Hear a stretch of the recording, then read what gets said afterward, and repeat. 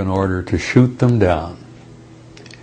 That order was revoked within 90 days because something like 30 aircraft.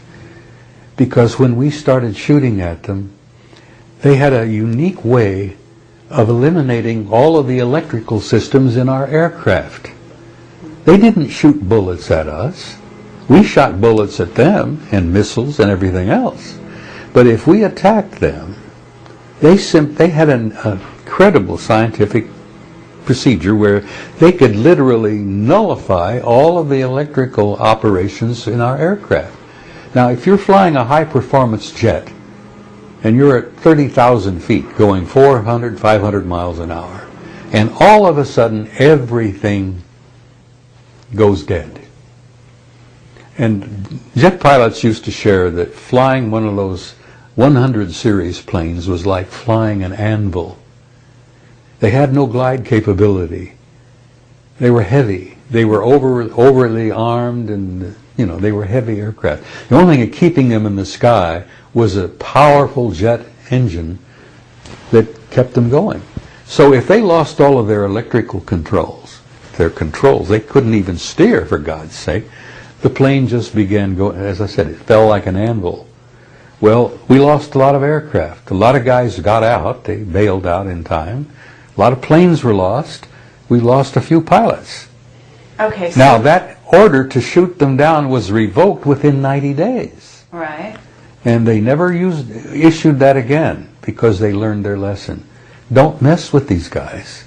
Okay, but you're telling me that you read a report in which the military states that their technology is not up to par so that they can't compete with people that are flying over, invading their airspace, et cetera, et cetera. They don't know, I'm assuming they didn't know what their MO was. They didn't know what they were there to do, right? Let me tell you briefly what the conclusions of this 3-year study was. They concluded that apparently there was not a threat involved because the repeated demonstrations of technology were so beyond anything we could do or match that if they were angry at us or they're hostile, it'd be over. Okay, but the logic of that is not, it doesn't fit. Let me continue. Just because you can't compete doesn't mean it's not a threat. It still could be a threat. Let me go on. Could be an implied threat. This 3-year study did not find any example of overt hostility on their part. Okay. They were not shooting our planes down. We would shoot at them, but they were, poo-poo. It's like throwing little pebbles at somebody, you see? They concluded after the 3-year study that we were dealing not with one group, we were dealing with at least 4 separate groups. Photographs of crashes, retrievals, landings, and contacts, where they had landed and contacted people, indicated that they were humanoid, all of the 4 different groups. Out of the 4 different groups, all humanoid, one group was so human looking that just like us. They could sit next to us in a restaurant, they could sit next to you in a theater, and you would never know.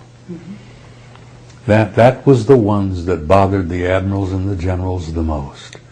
That these guys could be walking up and down the corridors of SHAPE headquarters, or the Pentagon, or the White House. Were they? I have always suspected that, yes, they have been. Okay, have you met any? I've met a couple who I am convinced were from somewhere else, yes. Okay. But that's another story, and we'd be here till midnight if I got into that. Let me finish with what I was telling you about the SHAPE study. The assessment concluded we were dealing with incredibly advanced technology. We were dealing with 4 different groups, all humanoid, but one group looked totally human. We concluded in this study that they were from somewhere else. Another planet, another star system, perhaps another galaxy. We concluded that they were not malevolent or hostile, overtly. They certainly were able to defend themselves. But they did not have an agenda, an aggressive agenda that was hostile, because they had not smashed and torn and broken and destroyed our military. And this is prior to the abduction scenario that has since come to the fore. Oh yeah, this was an initial study in '64, based on 3 years of research by the military. Now, who did the study? The military. But who in the military? I'm assuming you weren't part of this. No, I wasn't. I was working in the war room at Shock. I mean, was it the study was underway. Germans? Was it the study was underway when I arrived. Mm-hmm. It was made up of NATO members. Okay. There were Germans involved. There were French involved. There were Italians involved. Scientists? Americans. They went to some universities and got some of the top people. They got historians, Oxford, Cambridge. They got physicists from several of the top universities in Europe.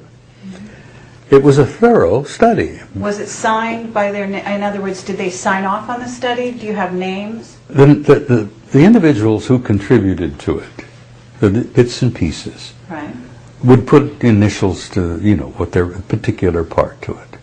That you would have anthropologists, historians, geologists. Okay, but do you know their names? I don't know if you're going to tell me. No, I know the names of the guys that I was with at SHAPE headquarters who read the damn thing and signed off on it, yes. Okay, but what about the ones that no, worked on the individuals, I never kept those names because, as I said, this was classified. If I had ever been caught with a piece of paper from this study, I could have gone to jail.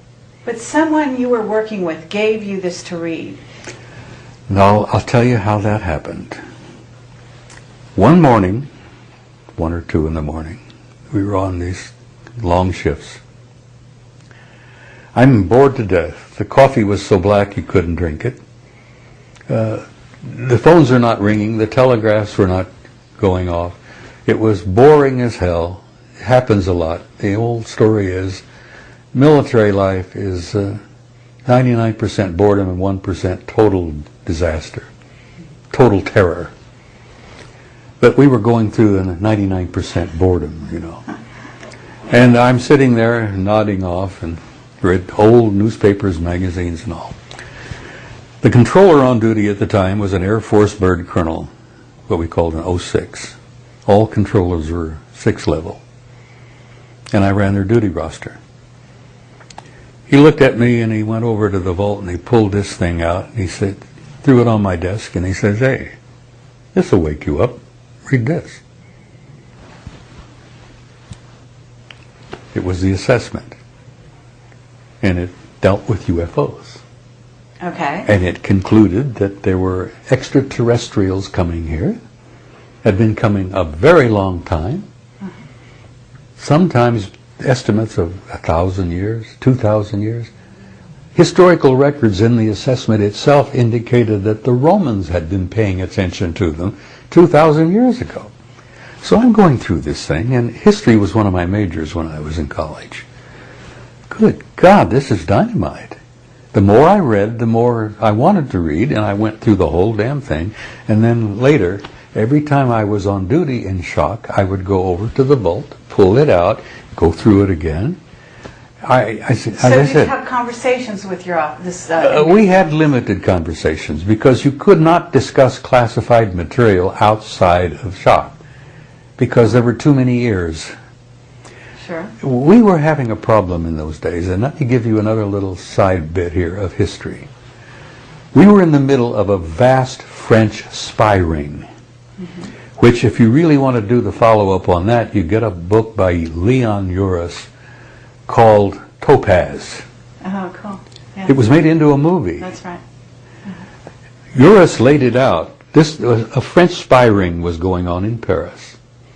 I was there at the time, and we'd find French Air Force officers. We found a French general one time in the woods outside of SHAPE with a bullet hole in his head. Guys were jumping out of apartments in Paris. It was a major scandal. De Gaulle was the president. Okay, but what was the objective of the spy ring? The spy ring was Soviet, to find out what we knew that they didn't know. So